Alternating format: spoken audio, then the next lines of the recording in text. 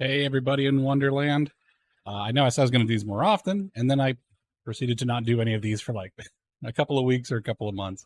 Time just gets away from me, doesn't it? And I've been doing a lot of hydroponic growing. Got a lot of choy sum, also known as bok choy sum, and lots of Roma tomatoes because I'm going all in on sauce this year. But Roma's a very versatile tomato. But enough about my gardening. I'm not Sticks, Hex, and Hammer. Let's talk about the subject for the day. I want to talk about spiritualization, right?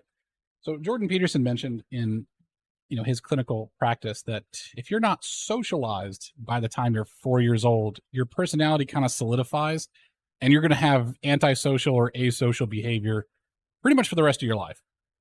It's, I mean, I hate to say something's written in stone, but it kind of seems to be.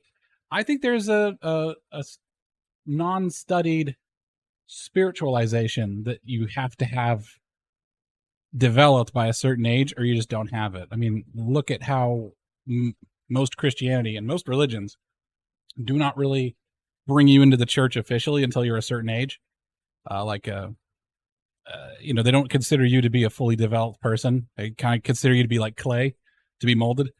And I think that, and it's always a fixed age. It's not like the number of years that you've been in the church, right? That would make more sense if you could bring an adult into the church.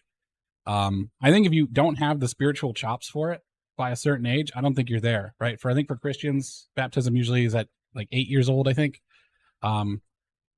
For people of the Jewish faith, I mean, they have 13, you're considered a man. After that, and I'm not sure about I'm not sure about Islam, but there's usually an age component to when they consider you spiritually developed, a fixed age component.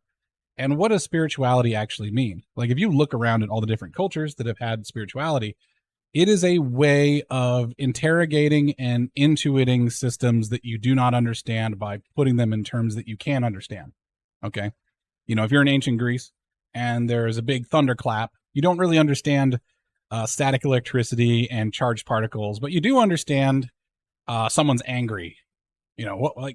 It sounds like anger when you hear a big thunderclap. And the next question you ask is, well, who is angry? And then you start building these intuitive levels of what's happening.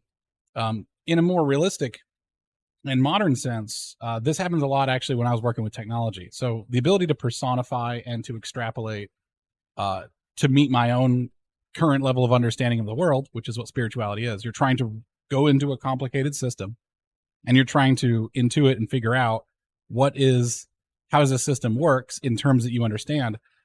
Even before I really understood all the ins and outs of software design and engineering, I could kind of figure it out.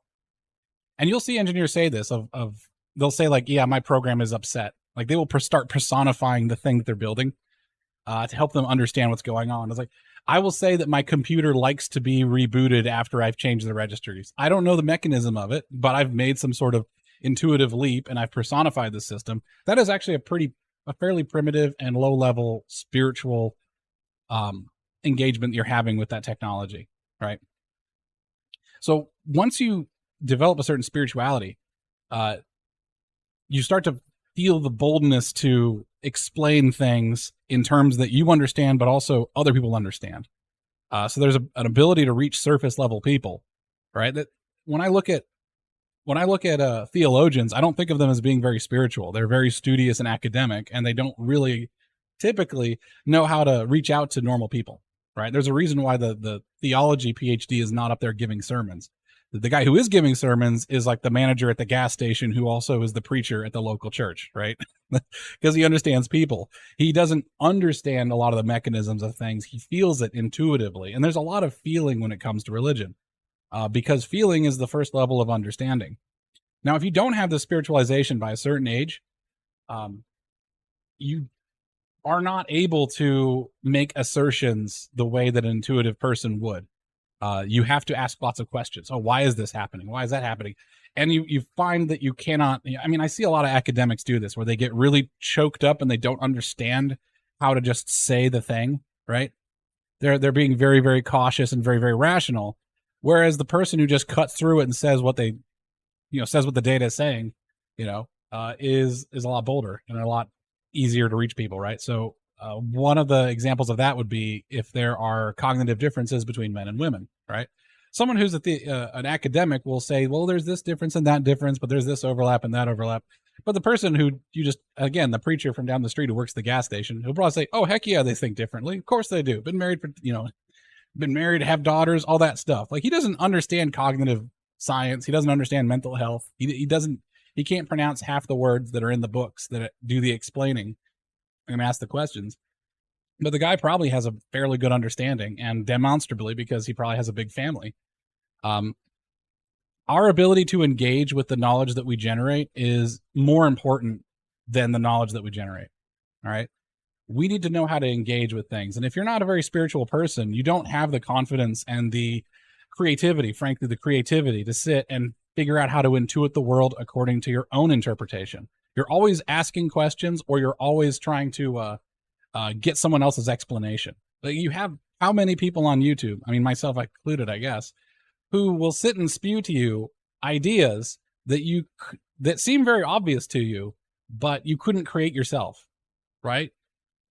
If you went and just did a bit of a monastic hermitage, right? You went and you're by yourself in a big stone house in the middle of nowhere, and you were just there with your mind. Could you generate explanations for the world around you, or are you going to be dependent on some guru to teach you? And I think the despiritualization of people has made us a lot less bold. We have fewer good ideas. We have fewer creative ideas. We have fewer inventions. We have even the quality of technical work. So I'm an engineer. The quality of technical work goes way down because there just isn't a lot of inventive animus, I guess. There's no animating force behind the invention. It's everyone just sort of clocking in and doing what they're supposed to do, right? And the lack of creativity and the lack of that assertion, that animus for creation, that animus for an explanation for the world, has instead been replaced by this sort of trepidatious, cautious, question-asking, little bits and piece knob fiddling that we have now. And you're always just going to be fiddling knobs and iterating little bit by little bit, because no one has the creativity and the spiritual animus to just drive and do what obviously needs to get done. So we end up staying stuck with the world that we have today, hoping to maybe just change a little bit here and there. And frankly, it's kind of tragic. Stuff used to actually happen, but stuff doesn't happen anymore because no one has a vision for it. No one is going out there. Well, I wouldn't say no one, but few people, especially the wealthy, because the wealth generation kind of favors the hyper-rationalist, the non-spiritualist. At the moment, that might change. There's very few people that have a vision for a promised land, a good place, that are actually trying to do it. Everyone's hoping that someone else does something, because it's a lot easier to have someone else realize your vision, or have someone else fail to realize your vision more often than it is for you to do it yourself, right? It used to be in America that people would just found towns. If you look at a map of a small town, like most of America, almost all those towns are just named after a family that showed up there and created civilization more or less from scratch. That requires a lot of animus. That requires a lot of boldness. That requires a lot of faith in yourself and your ability to interpret the world and put into terms that you understand. Even though the world, and this is before stuff like germ theory was out there, people were settling. And they were able to intuit and figure out which water sources were clean. They had different practices. They had the faith to go out there even into a world they don't understand and assert themselves. We're in a world that we largely do understand, and we don't have the boldness to assert ourselves because of the spiritual death of the West. I'll do a video on that later. It's a proper scripted video, but I want to just put some ideas out there. I think that if you haven't built the spiritualization by a certain age, you're just never going to have it. I'm sorry to say, it's a different way of thinking. It's a different muscle inside of your brain. People do try to replicate it, which is why LSD and other hallucinogens like DMT are kind of a replacement for spiritualization. Although I think it's very perverse, and I don't think it's very healthy. I think it's like taking steroids for your spiritual muscles. It's not good. It's going to lead you on bad paths, and it's going to leave you burned out and destroyed, in my opinion. Magic mushrooms, the same thing, right? Maybe develop it organically. Preferably by a certain age. I think the age of spiritualization is 8. So when I was 7 years old, I trotted off into a wooded glen with the sunbeams shining down, got on my knees, and I prayed to God which religion is right. And I actually got an answer. I felt a deep sense of, it's almost like a fatherly voice, almost saying it kind of exasperated. I've told you 1,000 times. I've told all of your brothers thousands of times, all your brothers and sisters on earth throughout all of history, said all the information you need is down there. You're going to have to use your best judgment. That was the answer I got. So I didn't get to know which is disappointing for a 7-year-old. But the fact that when I was 7 years old, I had that experience at all. And that voice pretty much gave me the right, as far as I'm concerned, by the grace of God, to discern for myself what is true and what isn't. And that's what I'm doing here. I am here to look at something, intuit it, and say, like, yeah, it's not going to work. Or, no, this system is completely different.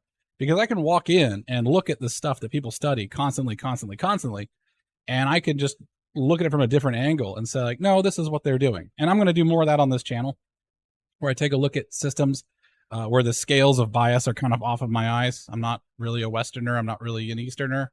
I'm a Measterner. That's terrible. And tell you what I think about civilization and what's going on.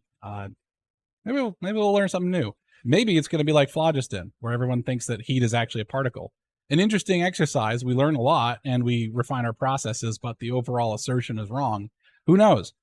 Great thing about spiritual people is they're not really afraid to be wrong.